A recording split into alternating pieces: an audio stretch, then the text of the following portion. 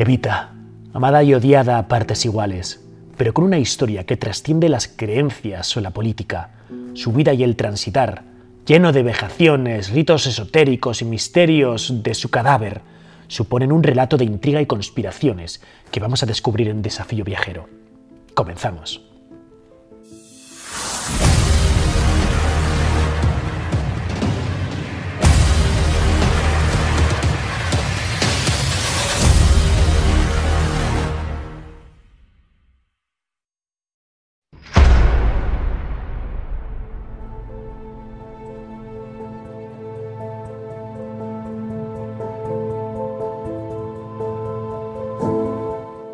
Evita Perón llegaría a Buenos Aires con tan solo 15 años. Derivaba de una familia humilde y el caso es que ella comienza a trabajar como actriz desde prácticamente adolescente. El resto de su vida continuaría realizando trabajos como actriz, hasta que a la edad de 24 años conocería a Juan Domingo Perón, que tenía 48, le doblaba totalmente la edad. Sin embargo, entre ellos surgiría un amor que haría que en 1946 Perón junto a Evita ganasen las elecciones presidenciales. Por lo tanto, Juan Domingo Perón sería el presidente y Evita la primera dama. Pero desde ya los primeros tiempos, Evita fue considerada como alguien que tenía vices políticas muy importantes. Desde el primer momento se vio que Eva Perón no se iba a encontrar en un segundo plano. Realizaba constantemente acciones en pro del pueblo, ya que ella consideraba las grandes injusticias que se estaban ejecutando especialmente contra el pueblo obrero, y a pesar de que ella también criticaba a las corrientes de izquierdas, es evidente que tenía una preocupación por los más necesitados.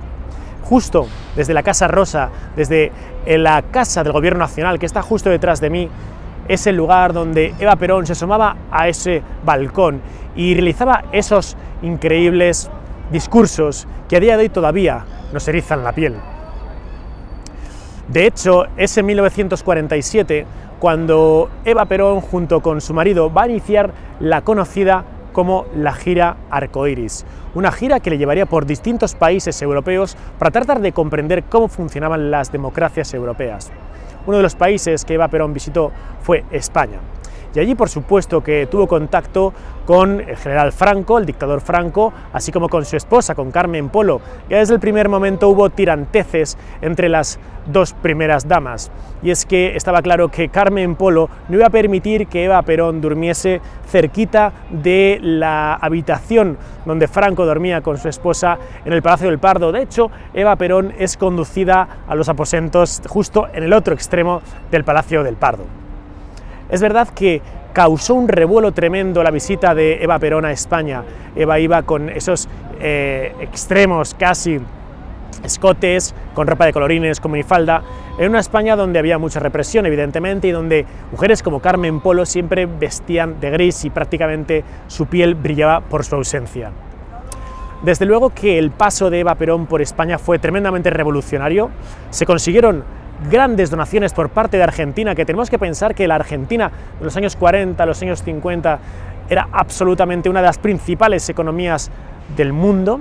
Su economía era boyante y hubo grandes donaciones aquí, a España. Sin embargo, cuando Eva Perón regresa a Argentina, después de esa gira Arcoíris, después de esa gira europea, las cosas empezarían a ir mal con su salud.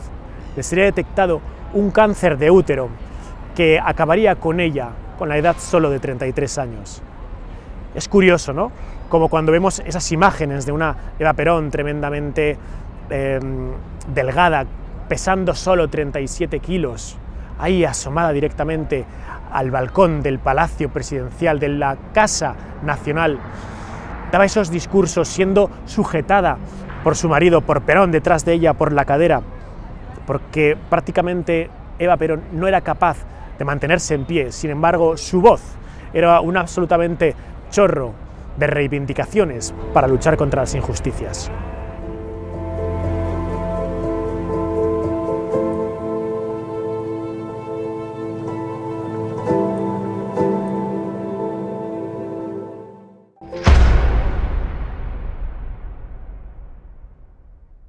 El El 11 de noviembre de 1951 se produjo un hecho totalmente inusual, y es que, gracias a la fuerza política de Eva Perón, que logró el sufragio universal de la mujer en Argentina, es decir, las mujeres podían votar y ser votadas, pues bien, en esa fecha Eva Perón votó desde el hospital. Y es que su estado de cáncer de útero ya estaba en una situación bastante avanzada, y tenemos esa escena de ella votando directamente en esa urna que le fue llevada al hospital.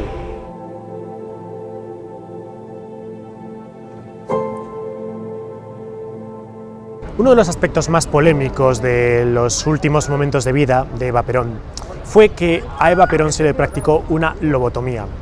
Y es que parece ser que, como consecuencia de que la enfermedad iba avanzando, el carácter y la actitud de Eva Perón cada vez mostraba más nerviosismo, más ansiedad, más estrés. Tal vez porque ella sabía que le quedaba muy poco tiempo de vida, quiso hacer muchas cosas y muy rápidamente. Una de ellas, tratar de armar al movimiento obrero. Y es que se sabe que en 1951 hizo un encargo de armas al gobierno de Holanda, al rey Bernardo. En concreto se habla de 5.000 metralladoras y unas 10.000 pistolas. Y el propio presidente del gobierno, Perón, inició las gestiones para tratar de asistir médicamente a Evita, para tratar de calmarla.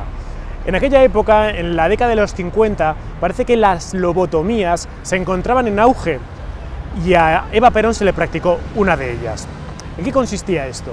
Consistía en utilizar un instrumento muy semejante a un picahielos, introducirlo directamente por la cuenca del ojo y acceder al cerebro, a la parte prefrontal del cerebro.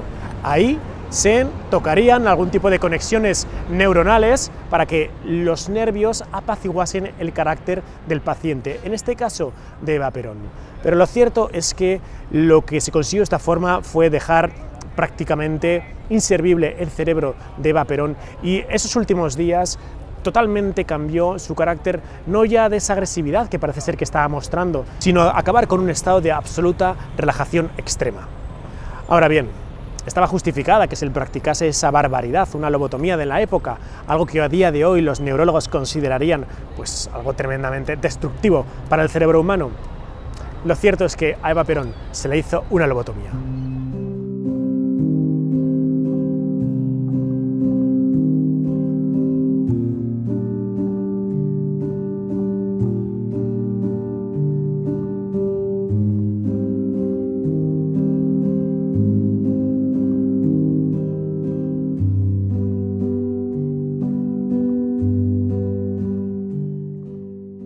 Nos encontramos en la casa de tránsito de Evita Perón, y es que este lugar solía ser utilizado por parte de Eva para que personas sin recursos, mujeres solteras que se habían quedado sin recursos o incluso extranjeros se pudieran quedar. Ella venía de vez en cuando, les atendía y después se marchaba, pero es un lugar que compró y que creó ella justo a estos efectos.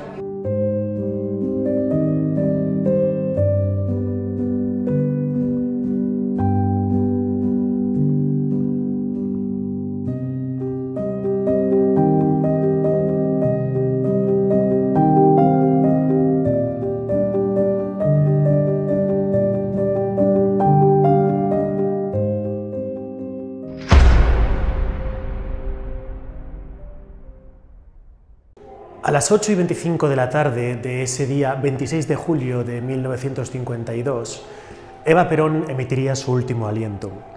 Y es que 12 días antes, cuando Eva Perón estaba postrada en su cama, llegó un momento en que cerró los ojos, pareció quedar inconsciente y se comenzaron a realizar los preparativos del funeral. Pero la mañana siguiente abrió los ojos. Todo el mundo pensaba prácticamente que había fallecido, que no se iba a volver a recuperar, y dijo: café. Y es que la fuerza de Eva Perón, una vez más, incluso cuando todos pensaban que había fallecido, se encontraba ahí. Finalmente, como os decía, ese 26 de julio 1952, 20:25 de la tarde, expiraría. Y de alguna forma nos queda su legado, ¿no? Como vestidos como este, llenos de alegría, llenos de entusiasmo, lo mismo que trataba de contagiar al resto de los argentinos.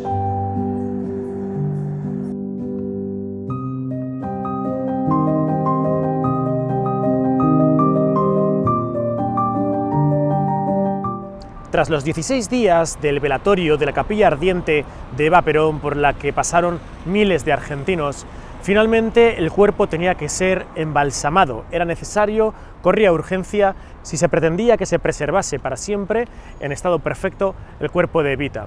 Pues bien, como no había un laboratorio preparado a tal efecto, se acondicionó la segunda planta del edificio de la CGT, que es justo el que está detrás de mí, para que Pedro Ara, este aragonés experto en embalsamamientos, hiciese ese milagro de conservar la piel y el cuerpo intacto de Eva Perón. Pues bien, Pedro Ara realizaría un trabajo durante, en principio, un año, pero después se alargaría, de bisturí, tijeras e hilo para tratar de recuperar la forma física de Eva Perón, no para que Eva Perón tuviese el aspecto para toda la eternidad de esos 33 años tremendamente demacrada pesando 37 kilos, sino esa Eva Perón fuerte de 27, 28 años. Después de ese año y esos retoques que posteriormente realizó Pedro Ara, el cuerpo de Eva Perón estaba absolutamente, perfectamente embalsamado y pétreo. Este fue el lugar donde se realizaban todo este tipo de actividades de embalsamamiento. Se sumergía constantemente a Eva Perón en distintas bañeras con productos químicos para que finalmente se produjese este proceso de embalsamamiento.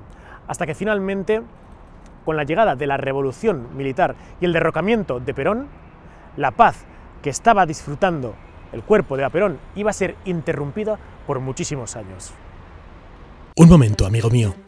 ¿Sabías que cada vez que pulsas like, haces un comentario o compartes el vídeo, me ayudas a que el canal llegue a más personas? Gracias por tu apoyo. Desafío Viajero. Somos todos. Para seguir investigando la historia del cadáver de Evita, decido dirigirme al cementerio de la Recoleta. Allí se encuentra su tumba.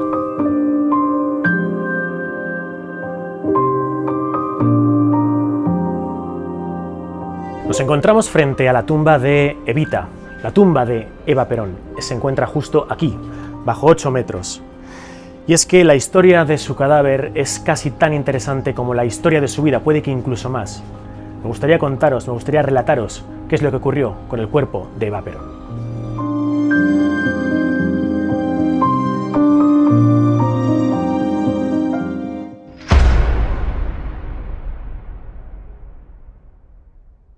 El 22 de noviembre de 1955, cuando se inicia la revuelta militar, el entonces dictador Aramburu ordena que los militares accedan al segundo piso de la CGT con la intención de llevarse de allí el cuerpo de Eva Perón. Así, Carlos de More-Koenig, que era el jefe del servicio de inteligencia, va a entrar con los militares en ese segundo piso de la CGT y directamente por la fuerza se van a llevar el cuerpo de Eva Perón. Le van a amputar un dedo y un trozo del lóbulo, ya que en aquel momento había muchísima polémica sobre si lo que en realidad se encontraba en la CGT era el cuerpo real de Evita o alguno de los posibles cuerpos totalmente falsos que se habían creado replicando al propio cadáver de Evita. Efectivamente, lo que determinaron posteriormente los análisis es que sí que era Eva Perón. El caso es que en aquel momento, desde los militares no saben muy bien qué hacer con el cuerpo. Van a realizar distintas tratativas, siendo movido por ejemplo, a distintas calles de Buenos Aires. Incluso se encontraría un periodo de tiempo detrás de una de las salas del Cine Rialto en la calle Córdoba, hasta que finalmente, en 1956, se llevaría el cuerpo a casa del mayor Eduardo Arandía, el cual, un tiempo después, confundiendo el supuesto fantasma de Eva Perón que se encontraba en su casa, el cadáver estaba en su casa, mataría por accidente a su esposa, que en aquel momento se encontraba embarazada.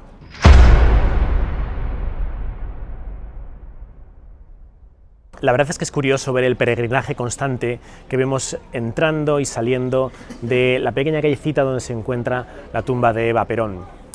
Lo cierto es que el siguiente avatar con su cadáver lo vemos de cara al jefe del servicio de inteligencia de More-Koenig, y es que este desobedece una orden directa por parte del presidente Aramburu, que pretendía que se le practicase un enterramiento cristiano, sepultura cristiana a Eva Perón.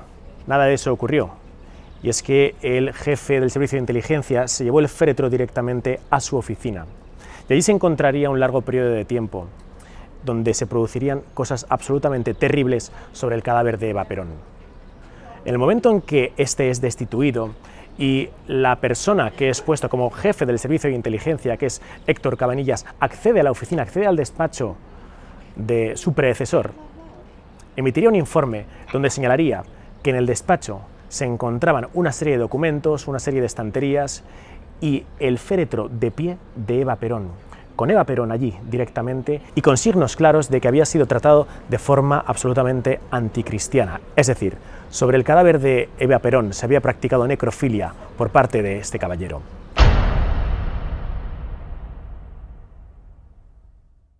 María Maggi de Magistris sería el nombre con el que Eva Perón finalmente llegaría a Europa. Y dejad que me explique. El caso es que Héctor Cabanillas lo que propone es que el cadáver de Eva Perón salga de Argentina. Y así se va a producir, va a tener la autorización por parte del presidente del gobierno de Aramburu. De hecho, Aramburu no quería saber dónde se iba a encontrar el cadáver de Evita Perón. Pues bien, se inicia una operación en el 23 de abril de 1957, por cuanto el cadáver de Evita va a viajar en barco hasta llegar finalmente a Génova y en Génova en un transporte hasta Milán. Y con el nombre de María sería enterrado en el cementerio de Milán. Allí se encontraría durante un periodo de 14 años.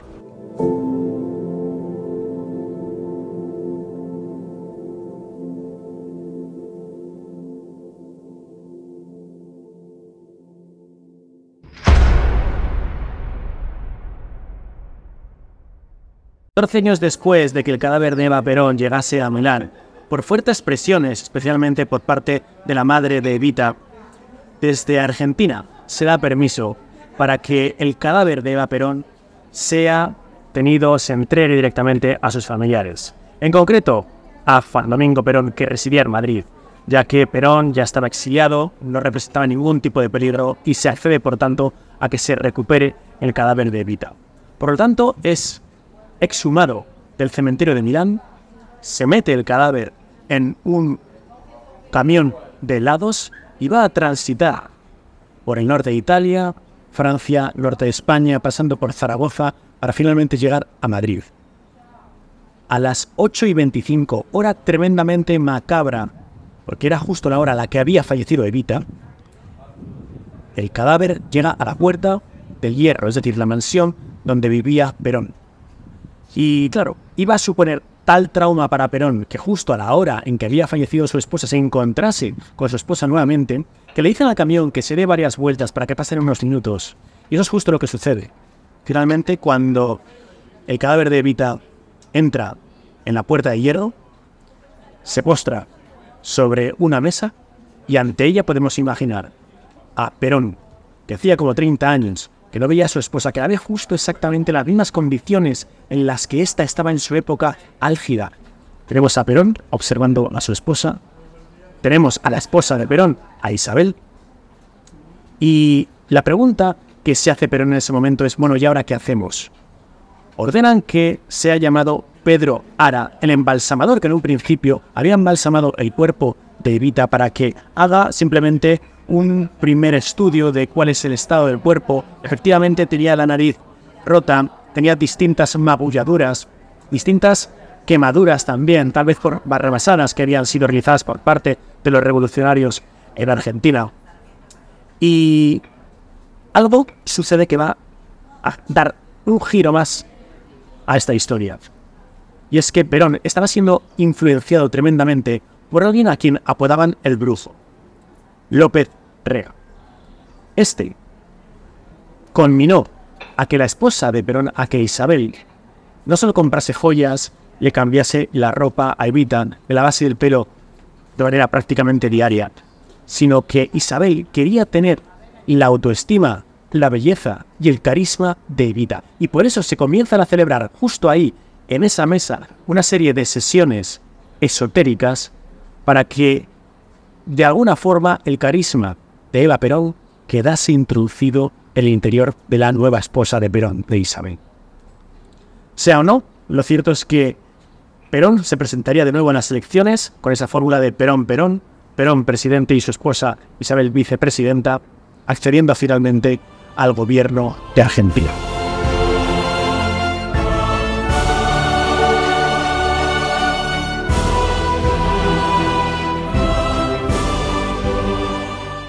Poco duraría el gobierno de Perón, y es que al año siguiente de obtener la victoria en las elecciones fallecería, y este sería enterrado por mandato de la vicepresidenta, es decir, su esposa presidenta, en la Quinta de Olivos, justo ahí, en la residencia presidencial, al lado del lugar donde después se encontraría también enterrada Eva Perón.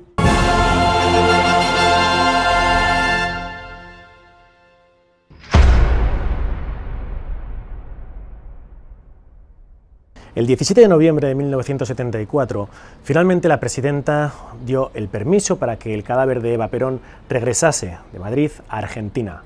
Sería enterrado en un principio junto con el cuerpo de su marido, de Juan Domingo Perón, en la Quinta del Olivo.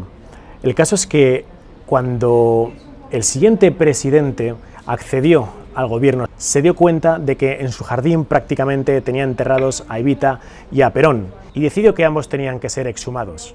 Evita al punto en el que nos encontramos ahora mismo y Perón a otro cementerio.